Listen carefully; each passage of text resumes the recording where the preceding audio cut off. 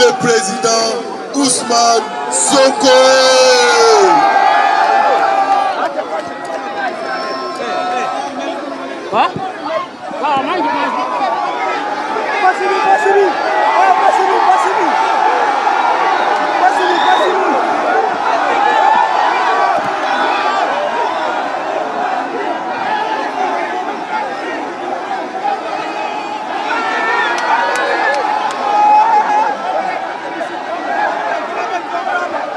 Merci beaucoup président Déthié Fall.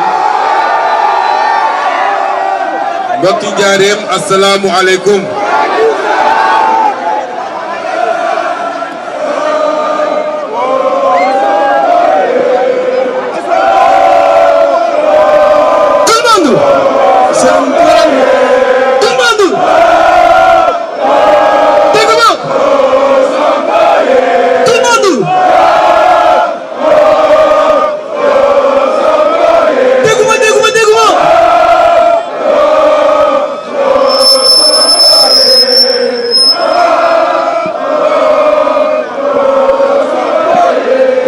Merci beaucoup. ñu ngi leen di gërëm di leen sant seen tertu bi problème bi ñu am mooy defe naa président Déthié mënatul établir benn grille buy permettre ñu départager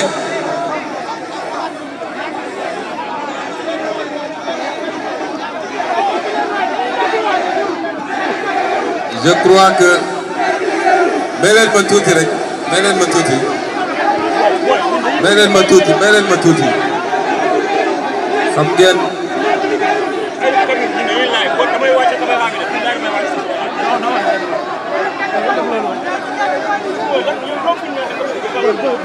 xam ngeen campagne bi dañ ko bëggoon def campagne waxtaan ci loo xam ne fu ñu dugg ba génn fa rek mu doon njëriñ ci suñu àndandoo bi pour defar Sénégal moo tax donte waxtaan bi ñu war a séq ci pôle bi dëgg mi ngi am ëllëg incha allah fële ci Mbàkke waaye fu ñu dugg rek nañu am tuuti luñ ci sànni fii ak ñaari at gën saa gudd ñaari at ak genn wàll dinañ dëgmal élection mairie bu boobaa lu leen naqari ci mairie di ngeen ko faj ba mu mat sëkk incha allah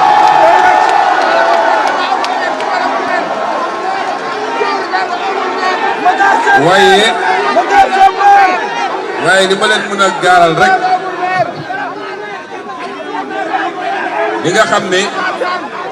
mun naa ko wax mu leer fi ñu jaar yëpp ñu wax ko fa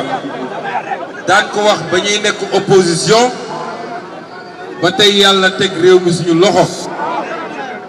mooy réew mi njuuj njaaj jeex na fi takk mooy réew mi dina tegu ci jub ak jubal ak jubbanti ba mu jub xocc mais li ma bëgg a waxtaan ak yéen lu gàtt la gis ngeen campagne bi yàllaa ko andi ci période bii li tax ma wax ko mooy dañoo liggéey lu am solo tuddee ko vision 2050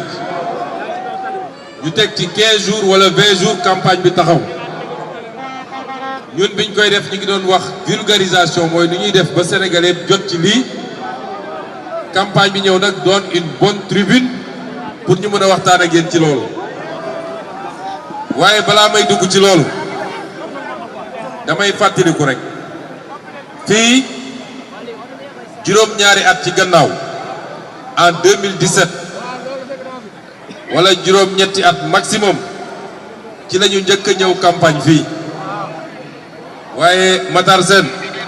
suñu campagne booba ute naa campagne bii ndax bi ñu dugg see Diourbel ci jamono jooju dañ doon wër di seet fu ñu gis grand place rek ay nit yu daje toog di waxtaan rek ñu ne ñu taxaw fi waxtaan ak gars yi peut-être dinañ ñu xam ne noonu lañ ko jàppee ba guddi fekk ñu fii ñu dem fanaan kër Matar Sène daa di xëy dem waaye amoon nañu njort ni dugg bi ñu dugg Diourbel waa Diourbel yéeguñu sax ni candidat dugg na fii kon suñu ñëwee ba tey 2024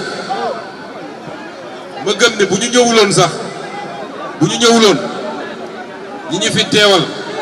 bu ñu wootee ngeen wuyu si leen loolu lu muy wone mooy évolution bi am ci combat wu Pastef à travers tout le Sénégal ndax li ma wax fii Njaaréem moom ngay fekk feneen ak feneen bi ñu dooree campagne ba léegi loolu lu ñu liggéey la liggéey ko ci tey ak dal liggéey ko ci wane lan mooy suñu différence ak li ñu fi fekkoon ci ay acteurs politiques liggéey ko ci nekk ci wetu askan wi di leen wax dëgg di leen wax luy defar réew mi waaye di dénoncer toujours luy yàq réew mi sénégalais yi dañoo toll foo xam ne gëm naa ni ci peuple yi gën a yeewu ci seen ci àdduna peuple sénégalais ci la bokk loolu nag dafa mel ni bëri na ay acteurs politiques yu ko comprendre gul ndax li may wax rek waa boor bële ñaari camp lañu